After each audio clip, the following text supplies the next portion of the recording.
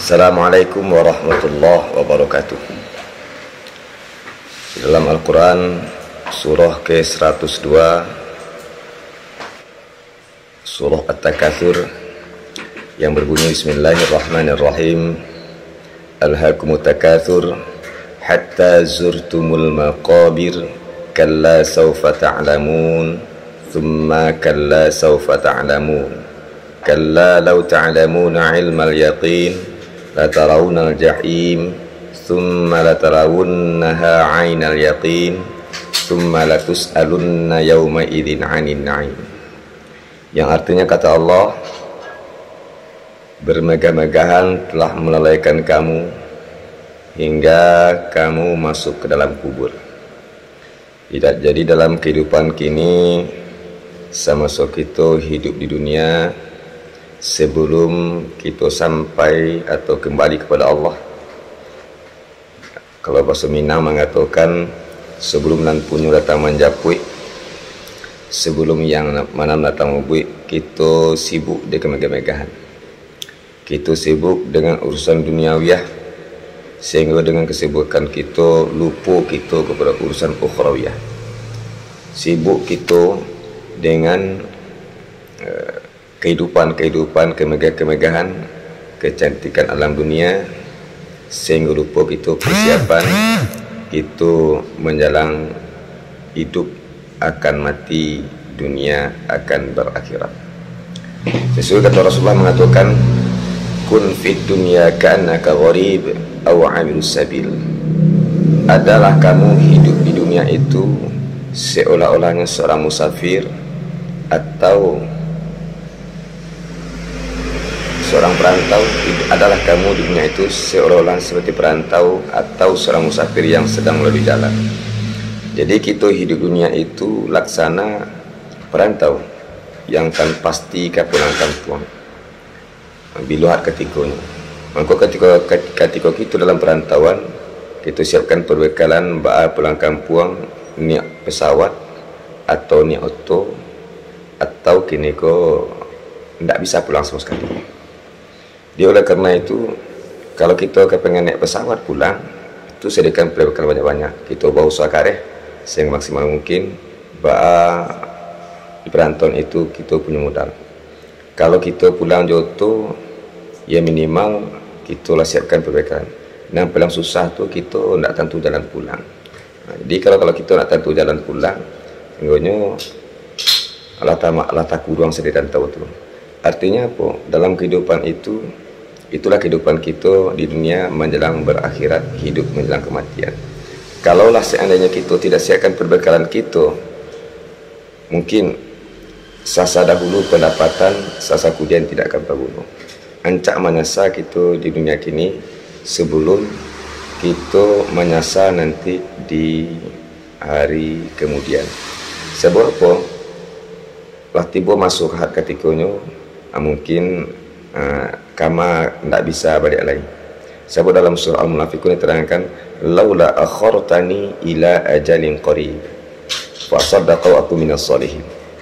Jikalau engkau takhirkan azabku ya Allah, maka sungguhnya aku akan bersedekah, aku ibahkan seluruhnya.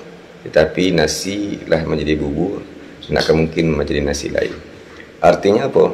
Artinya sebelum penyesalan itu datang, lebih baik kita yang merenung, kita bertafakur, apa banakah kita diciptakan oleh Allah Subhanahu wa Ta'ala hidup dunia itu?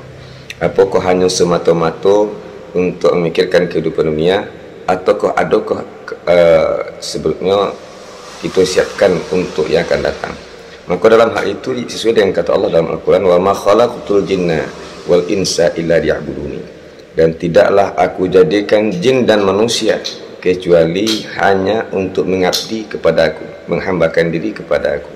Nah, dari menghambakan diri kepada Allah Subhanahu wa Ta'ala, dalam hal demikian sesuai tingkatan kita.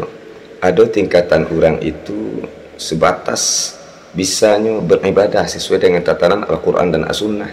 Itu tahunya, ya alhamdulillah, berarti telah melaksanakan rukun syarat, nyo pahami bahwasanya yang disembah adalah Allah Subhanahu wa Ta'ala. Yang kedua adalah orang yang memahami di samping bersyariat, paham dengan kajian hakikat, nyo jalankan syariat, nyo jalankan hakikat nyo isi sesuai dengan keilmuan yang nyo pelajari. Itu pun Allah Subhanahu wa taala menerima juga. Jadi sesuatu itu tidak bisa kita masukkan kehendak. Paham kita samakan dengan orang lain, tidak mungkin. Kajian kita samakan dengan orang lain, tidak mungkin. Tiba-tiba ilmu yang wak pahami, di samping itu tetap kita belajar dan belajar sampai kita tahu apa bana itu rasio kita dalam berubudiyah kepada Allah Subhanahu wa taala. Yang kedua, apa tujuan kita berubudiyah? Apakah semata-mata mengharapkan pahala ataupun takut dia dosa? Ataukah kita maka pengen masuk surga, takut dia neraka? Atau hanya semata-mata mengharapkan mardatillah, keredaan Allah Subhanahu wa taala? Maka oleh karena itu ikut yang diingatkan oleh Allah, alhaakumut takatsur, yang membangkang kepadamu kemegah-megahan dunia sehingga kemegah-megahan itu hatta zurtumul maqabir, hingga kita masuk ke dalam kubur. Dilanjutkan oleh Allah Subhanahu wa taala kepada ayat 3, kalla sawfa ta'lamun, jangan begitu supaya kamu akan mengetahui. Tsumma kalla sawfa ta'lamun, kemudian kata Allah jangan begitu supaya kamu akan mengetahui. Kalla law ta'lamuna ilmal yakin, jangan begitu jikalau kamu mengetahui ilmu yakin. Artinya mengkudu tumbuh keyakinan adalah ilmu yang mendatangkan keyakinan. Ilmu yang mendatangkan keyakinan artinya kita bisa mengetahui ilmu yakin, sementara kita tak tahu ilmunya ada, baka yakin. Maka ilmu itu adalah untuk menumbuhkan keyakinan, untuk menumbuhkan kepahaman. Setelah kita tahu dunia itu gunanya untuk karena, gunanya untuk beribadah, gunanya kita belajar untuk menumbuh keyakinan, merasakan diri kita abid yang akan menyembah si ma'bud, yang artinya Allah Subhanahu wa taala. Setelah itu summa la tarawunal jahim, kemudian kamu akan melihat neraka jahanam. Setelah tahu bahwa lah paham bahwa lah bisa menyelesaikan atah jobareh, mengitihkan kini ke nanah jodarah, senang tahu nampak itu nama yang kamu akan kita masuk neraka. Artinya di situ kadang-kadang keilmuan itu banyak orang dengan keilmuannya sehingga menjadi neraka dalam kehidupannya sendiri. Kenapa menjadi neraka dalam kehidupannya sendiri? Karena ilmu itu sehingga diletakkan di lidah. Di lidah bisa berbicara, bisa mengecek, tetapi tidak bisa memahami dan bisa tidak mengamalkan, sehingga ini akan susah sendiri dalam kehidupan itu sendiri. Makanya ikutlah diingatkan oleh Allah, tsumma la tarawunal jahim, kemudian kamu akan melihat neraka jahanam yang bergejolak-gejolak. Tsumma la tarawunha 'ainal yakin, lah nampak nyatanya nama yang ilmu, nama yang membuatkan kita yakin. Ilmu yakin tadi, ilmu yang membuatkan keyakinan, nampak sebab dan akibat. Tsumma la tarawunha 'ainal yakin, baru tumbuh nyatu tak pandang doa yo sabana-bana yakin, yakin yang sabana-bana yakin dalam kehidupan kita. Kalau yakin sabana yakinnya tumbuh, maka datanglah yang ketiga, nama haqqul yaqin. Artinya sabana hak, yang sabana-bana keyakinan itu yang terpari dalam hati kita, yang terpari dalam jantung kita, sehingga kita tidak ragu lagi dalam menggapai mardatillah, dalam menghambakan diri kepada Allah Subhanahu wa taala.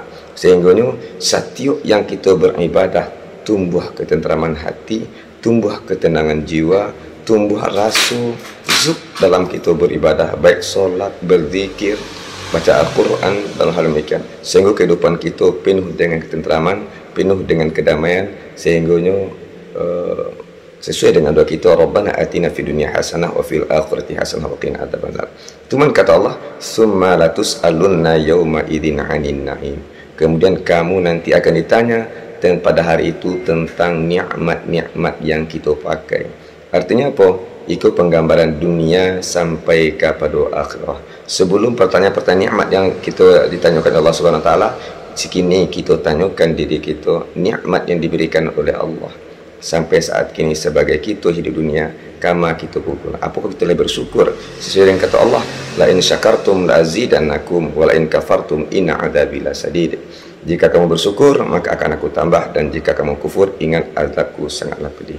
Oleh demikian itu, mari sama-sama kita siapkan perbekalan kita hidup dalam perantauan, siap untuk pulang kampung. Maka mari kita siapkan persiapan kita, perbekalan kita dalam menghadapi Allah Rabbul Alamin.